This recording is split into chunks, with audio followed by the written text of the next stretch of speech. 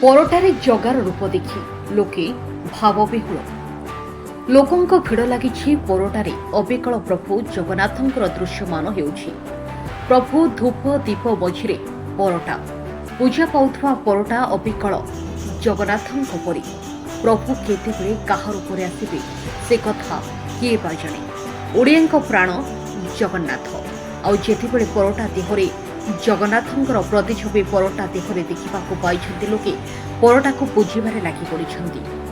କେହି କେହି ଭାବୁଥିବେ ଏହା ଲୋକଙ୍କ ଦୁର୍ବଳ ମାନସିକତା ବା ଅନ୍ଧବିଶ୍ୱାସ, ଏପରି ଅନେକ କଥା କହୁଥିବେ। କିନ୍ତୁ ଜଗନ୍ନାଥ ଯେ କୋଟି କୋଟି ଓଡ଼ିଆର ପ୍ରାଣରେ ବସିଛନ୍ତି, ଚତୁଃପାର୍ଶ୍ୱରେ ଜଗନ୍ନାଥଙ୍କ ସତ୍ତା ନିହିତ ଅଛି। ଆଉ ସେହି ଜଗାର ଅବିକଳ ରୂପ ପରଟାଠାରେ ଭକ୍ତମାନେ ଦେଖି କିପରି ନିଜର ଭକ୍ତିକୁ ରୋକିପାରିଥାନ୍ତେ ଯେ ଲୋକମାନେ ଫୁଲ ଦୀପ ଦେଇ ପୂଜା କରୁଛନ୍ତି। ଲୋକେ ଏହି ପରଟା ଦେଖିବା ପାଇଁ ମିଳିଛି ରସୁଲପୁର ବ୍ଲକ ଗନ୍ଧଣ ପଞ୍ଚାୟତସ୍ଥିତ ଏକତଳା ଗାଁ ସ୍ନେହଲତାଙ୍କ ଘରେ। ସବୁଦିନ ପରି ଆଜି ବି ଜଳଖିଆ ପ୍ରସ୍ତୁତ କରୁଥିଲେ ସ୍ନେହଲତା। ପରଟାକୁ ଲେଉଟାଇବା ସମୟରେ ଦେଖିବାକୁ ମିଳିଥିଲା ଭଗବାନ ଜଗନ୍ନାଥଙ୍କ ଛବି। ଆଉ ଜଗନ୍ନାଥଙ୍କ ଛବି ଦେଖିବା ପାଇଁ ସ୍ନେହଲତା ଘରକୁ ଲୋକେ ଛୁଟି ଆସିଛନ୍ତି। ଯିଏ ଆସୁଛି ସେ ପରଟାକୁ ମୁଣ୍ଡିଆ ମାରୁଛି। ସ୍ଥାନୀୟ ଅଞ୍ଚଳରେ ଭକ୍ତି ଭାବନା ଜାଗ୍ରତ ହୋଇଥିବା ଦେଖିବାକୁ ମିଳିଛି। ସବୁଦିନ ଜଳଖିଆରେ କରି ଆଜି ବି ଜଳଖିଆ କରୁଥିଲୁ। ଆଉ ମୋତେ କାହିଁ ଅଲଗା ଦେଖାହେଲା, ଠାକୁରଙ୍କ ପ୍ରତି ଛବି ମୋତେ ପୁରା ଦେଖାଗଲା। ଏଠୁ ମୋ ମନ ମାନିଲା, ମୁଁ ଅଲଗା ରଖିକି ଠାକୁର ଘରେ ନେଇକି ତାଙ୍କୁ ଫୁଲ ଦେଇ ପୂଜା କଲି। ତାପରେ ମୋ ଶାଶୁଙ୍କୁ ଜଣେଇଲୁ, କହିଲେ ହଁ। ତାପରେ ଆମ ସେ ପଡ଼ିଶାରେ ସମସ୍ତେ ବି ମାନିଲେ, କହିଲେ ନାଇଁ ଠାକୁରଙ୍କ ପୁରା ପ୍ରତିଛବି, ଠାକୁର ଆସିଛନ୍ତି। ସକାଳୁ ସବୁଦିନ ଭଳି ଗାଧୁଆ ଠାକୁର କାମ ସାରି ମୁଁ ଟିକେ ବାହାରକୁ ବାହାରିଲା ବେଳକୁ ଖବର ଶୁଣିବାକୁ ପାଇଲି ଯେ ମୋତେ ଡାକିକି ସେ କହିଲେ ଯେ ଆମ ଘରେ ଏମିତି ଜଗନ୍ନାଥ ଆସିଛନ୍ତି।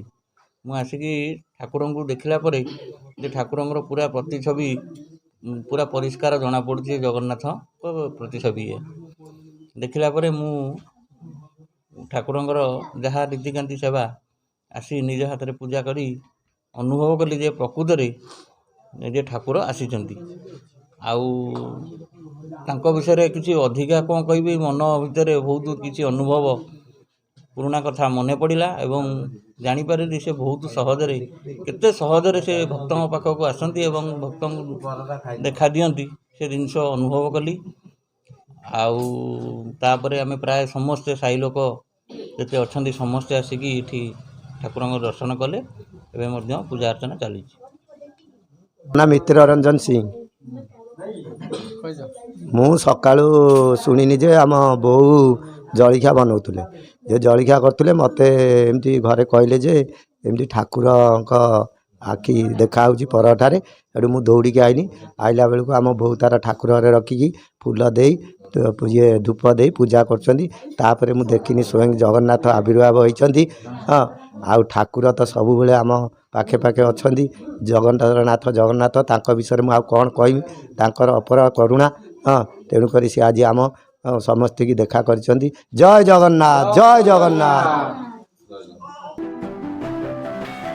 ବ୍ୟୁରୋ ରିପୋର୍ଟ, ବଜ୍ର ସମ୍ବାଦ।